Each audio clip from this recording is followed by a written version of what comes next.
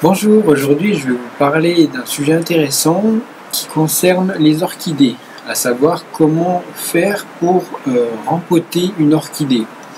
Donc pour cela il vous faut forcément une orchidée que vous estimez avoir un peu trop de racines et qu'il faut rempoter.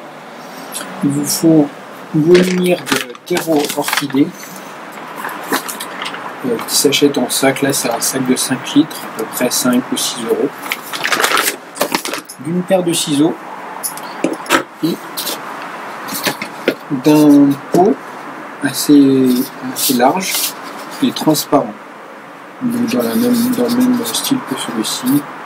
On le trouve là, il est à 12 euros à peu près. Donc voilà. Donc tout d'abord, comment savoir s'il faut rempoter son orchidée? Vous devez déjà avoir une orchidée qui présente des racines de façon conséquente autour du pot et à l'extérieur du pot. Ça c'est une racine aérienne. Et surtout aussi en dessous du pot. Donc là j'en ai une grosse qui est en dessous du pot, qui a traversé les trous qui se trouvent en dessous. Donc là c'est critique, il faut passer au rempotage de l'orchidée pour qu'elle puisse grandir bien plus. Donc là c'est une micro-orchidée, c'est une petite orchidée qu'on va pouvoir faire grandir encore plus. Il ne faut pas hésiter à prendre un pot qui est 5 à 6 fois plus grand, pour que pas avoir à la contreplanter plusieurs fois. Deuxième chose, il faut savoir que la contreplantation, enfin la plantation ou le rempotage des orchidées doit se faire sans fleurs, sans floraison, parce que la floraison a tendance à... elle va affaiblir la plante, et si vous faites une contreplantation de l'orchidée durant la floraison, elle va vraiment être épuisée, elle peut mourir. Donc évitez la contreplantation lorsqu'il y a des fleurs. Par contre, quand elle est en feuilles et qu'elle est en bonne santé, c'est idéal. Il n'y a pas d'époque idéale pour contreplanter. Donc on peut effectuer la contreplantation autant en janvier qu'en juillet ou en août. Il suffit simplement que la plante ne soit pas en fleurs. Voilà, donc première chose, on va faire le tour et regardez, là j'ai une racine qui est importante en dessous. On va donc se munir d'une paire de ciseaux pour couper toute la section pour libérer cette petite racine sans la casser. Donc on va découper le pot.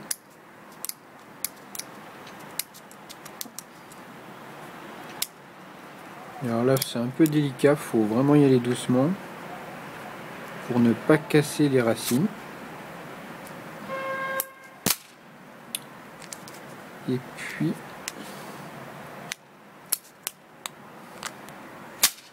voilà. L'idée c'est vraiment de libérer, alors le pot on s'en fout, c'est vraiment de libérer cette racine qui est prisonnière du pot.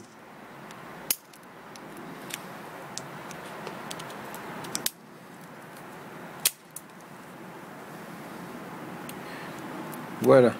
Donc après, on va prendre le collet de la plante.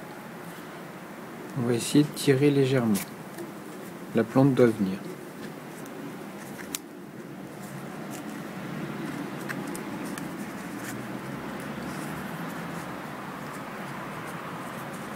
Faut pas avoir peur, c'est quand même des racines sont relativement solides.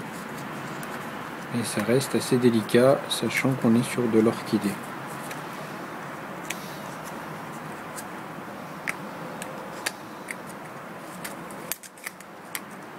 Voilà.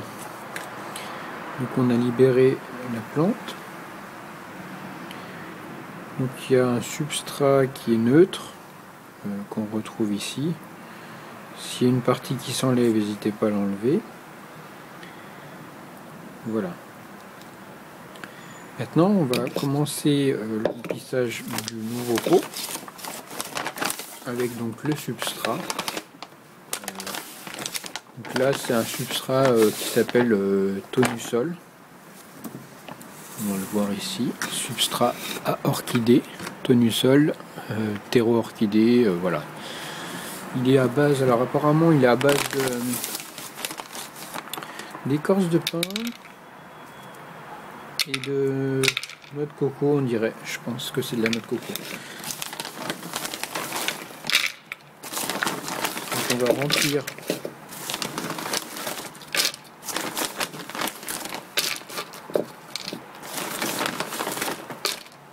le fond du substrat.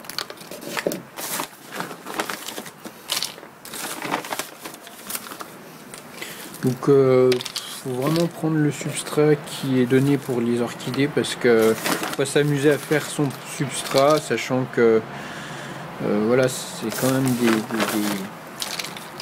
des substrats spécifiques aux orchidées. On s'improvise pas créateur de substrats. Là ils ont été testés sur de nombreux échantillons. S'ils ont fait cette composition, c'est qu'elle fonctionne. Donc une fois qu'on arrive à ce niveau là, on va planter la plante. Donc s'il y a des choses qui vous dérangent, par exemple là il y a une racine qui était morte, on va pouvoir l'enlever en la coupant. Il faut éviter les nœuds au niveau racinaire, donc faut essayer de libérer un peu les racines de la base sans trop bien sûr les endommager. Il faut s'assurer, je ne sais pas si vous voyez, que là on soit vraiment au niveau du collet, même légèrement plus bas.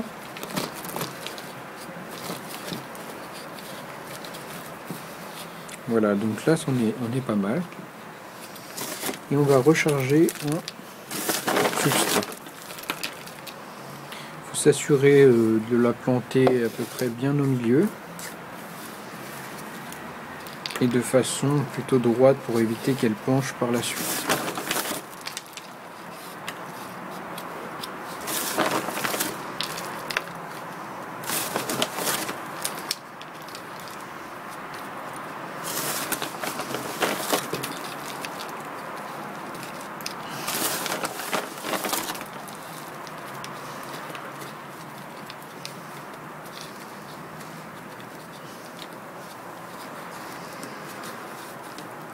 On appuie légèrement sur les côtés pour que le substrat soit bien installé et on tape sur les côtés pour, pareil, bien caler le substrat dans le pot.